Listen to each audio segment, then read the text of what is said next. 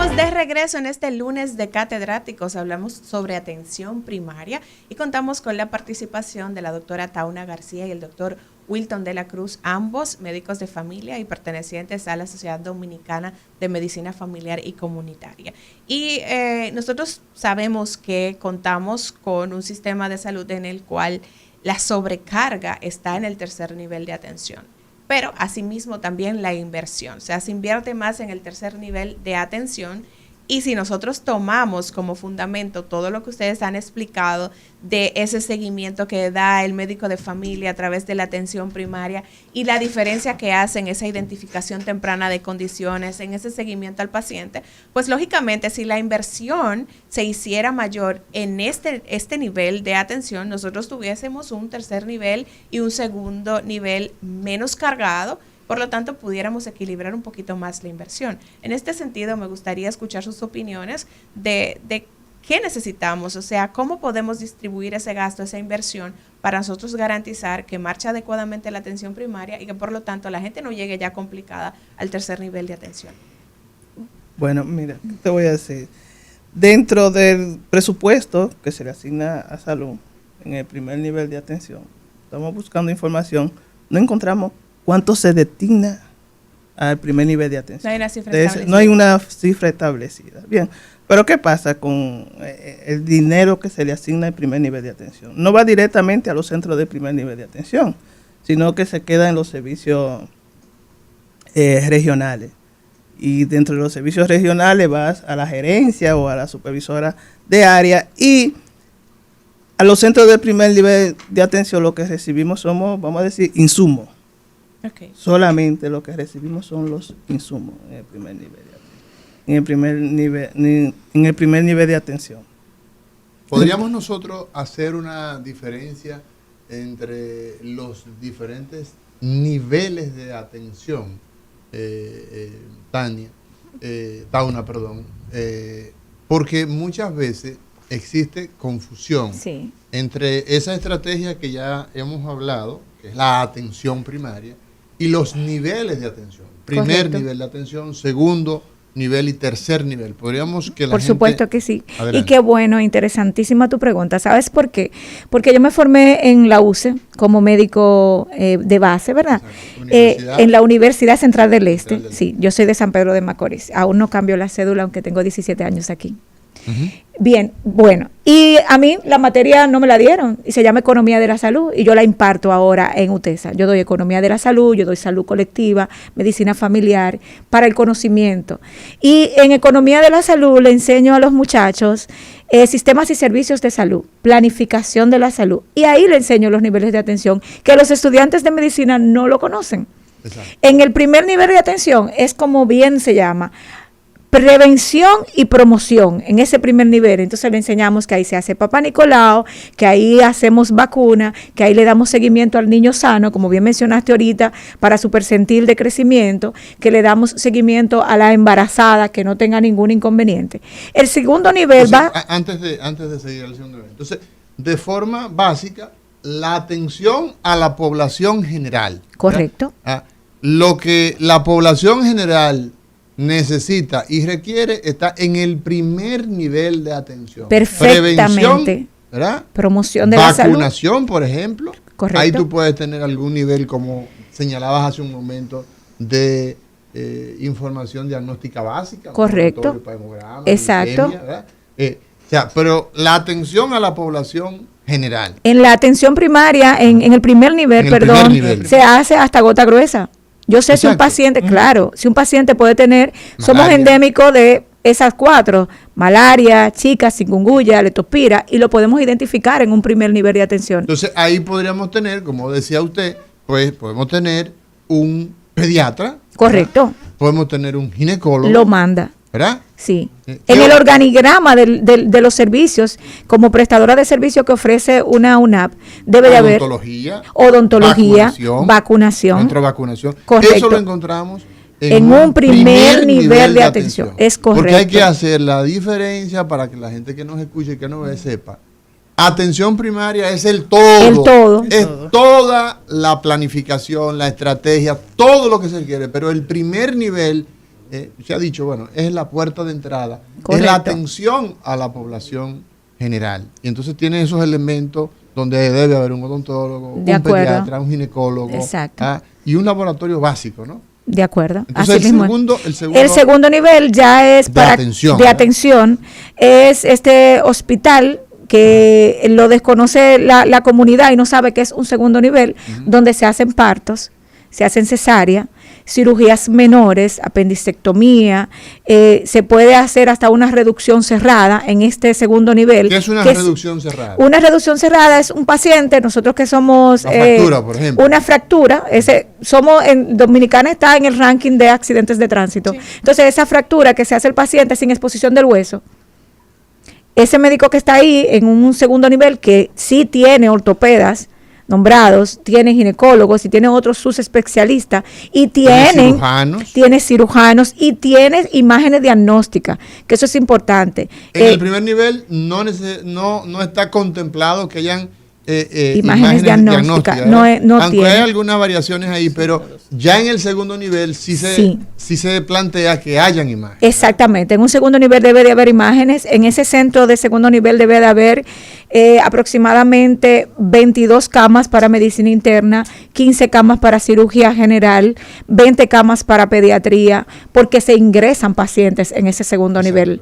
Bien. Entonces tenemos cesáreas. Correcto. Se realizan cesáreas en el hospital de segundo nivel. Y, por ejemplo, vamos a dar ejemplos de segundo nivel. Hospitales de segundo nivel. Tenemos a Engombe. Hospital, o sea, la gente que está en Santo Domingo Oeste. Correcto. Ahí tiene el hospital de Engombe. Tenemos de segundo nivel. Tenemos el hospital de los Girasoles, que está también en Santo Domingo Oeste. De Santo Domingo Oeste, ya casi lo Alcarrizo, noroeste, ¿verdad? Exactamente. Sí. Tenemos el hospital de los Alcarrizos, que es un segundo nivel también. Pero ¿cuál?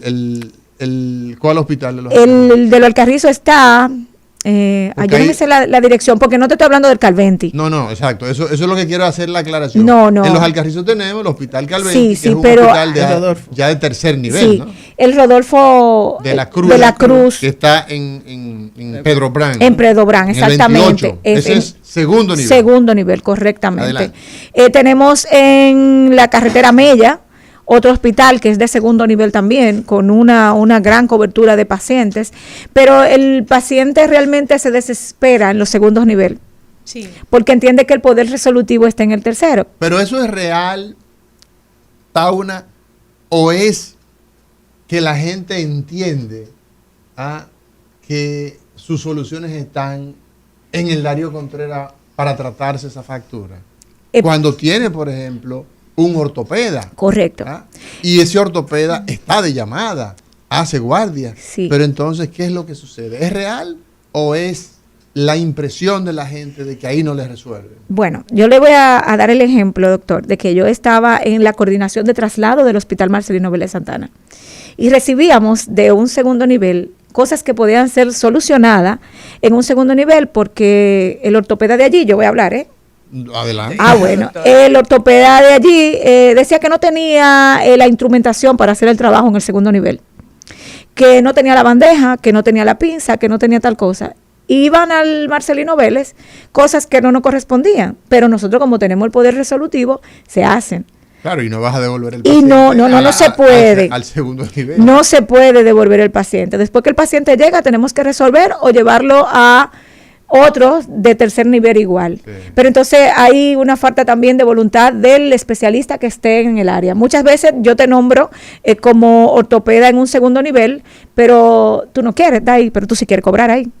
Doctora, bien. Eso que usted está diciendo entonces va más allá de lo que indicaba anteriormente, de que el paciente se desespera en el segundo nivel de atención porque entiende que en el tercero hay mayor capacidad resolutiva, pero hay un tema ahí también del especialista. Correcto. No es que se desespera. No, es que el especialista no le resuelve, claro. Es que lo marean. Aquí decíamos, yo recuerdo cuando estábamos en la dirección del Hospital Ney Arias López, decíamos que el 50% de las camas del parque hospitalario de la República Dominicana, usted no escuchó mal, el 50% de las camas están vacías.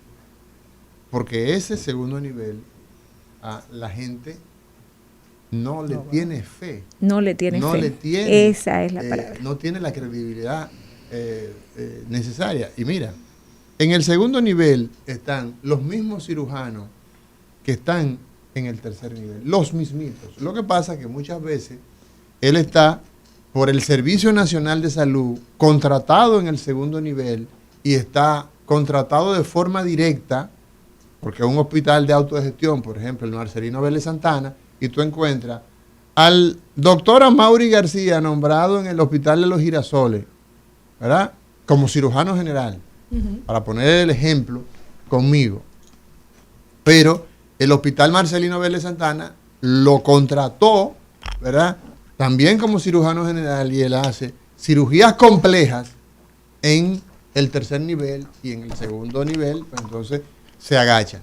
Entonces, ¿qué pasa con el tema, digamos, de los insumos? El segundo nivel dispone de los insumos para realizar el trabajo que está configurado, doctora.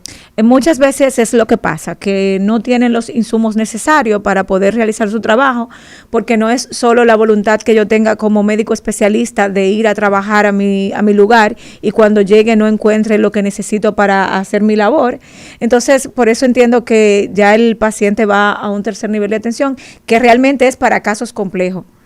Cirugías abiertas. El tercer nivel, ¿no? El tercer nivel, okay. Cirugías abiertas, trasplantes, cirugía de cadera, los investigación. Casos quirúrgicos complejos. Correcto. ¿Verdad? Los casos clínicos complejos. Correcto. Una neumonía, donde usted tiene, por ejemplo, que ese paciente, ¿verdad?, está haciendo con derrame pleural. Exacto, ya se ha desbordado. Correcto. Ese paciente pues tiene que ir a un de alta complejidad. De alta complejidad. Donde tiene antibióticos, ¿verdad?, de alta, de amplio espectro, de última generación. O sea, todo eso se reserva para esos hospitales como Marcelino Vélez Santana, Hospital Darío Contreras, Ney Arias Lora, Vinicio Calvente, el histórico Francisco Moscoso Puello, la ciudad sanitaria Luis Aybar. O sea, esos grandes hospitales en el Cibao del Cabral Ibáez. El Cabral Ibáez. En todos esos hospitales que usted ha mencionado, doctor, hay una escuela de medicina familiar. Exacto.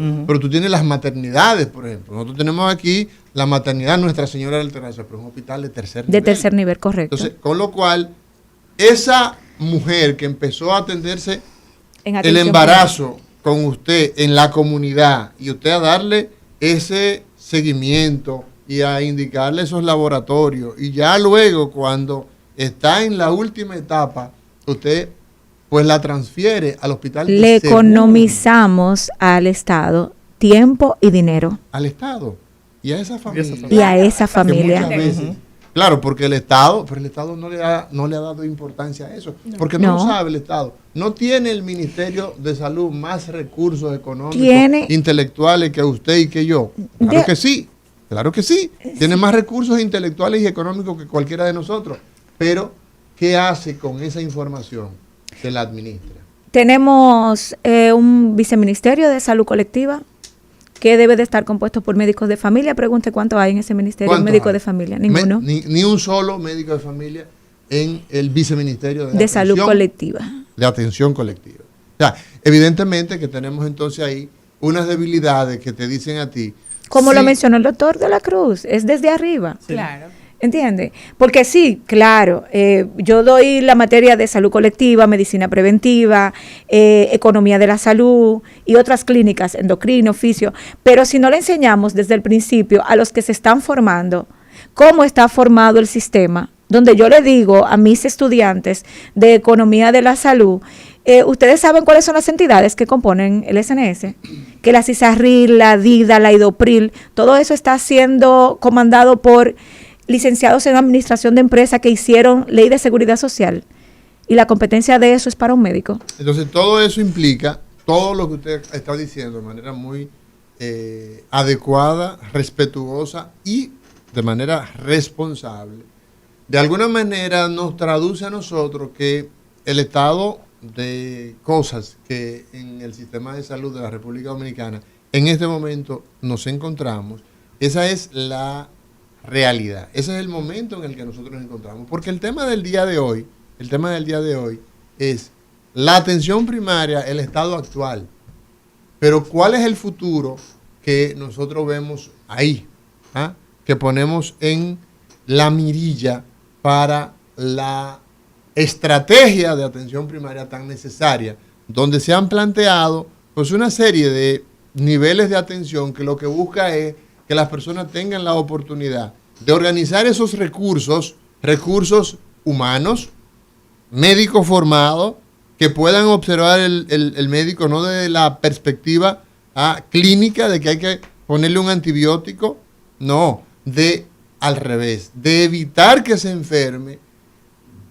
Todas esas variables que están conspirando en nuestro medio comunitario, mitigarlo para que no termine con dengue. Pero una vez termina con dengue, es la primera entonces alerta desde esa comunidad y de poder empezar a hidratar a ese muchacho como corresponde, de hacer lo básico para que no se complique y salte al hospital a Robert Ricaurari. Entonces ahí las cosas es que llegó 10 días después con grandes problemas. Señores, vámonos a una pausa, no sin antes recordarle que tenemos en el día de hoy estos dos profesionales que, por cierto, Liz, sabes que el 7 de septiembre de este año, 7 de septiembre, inicia el Congreso, ¿verdad? Del 4 al 7. Del 4 al 7, del 4 al 7. El 4 al 7 tendremos el Congreso, el 14º Congreso de Medicina Familiar y Comunitaria, que es un congreso internacional.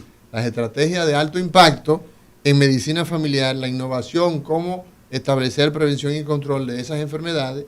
Así que en el Hotel Paradisus Palma Real estarán ahí pues todos los médicos de familia y comunitarios del 4 al 7 de septiembre, y tiene aval ahí del Colegio Médico, de la UNFU, apoyando UNIBE, INTEC y todo este grupo. 849-353-9033 es el teléfono de organización de este evento. Así que del 4 al 7 el Congreso de la Sociedad Dominicana de Medicina Familiar y Comunitaria.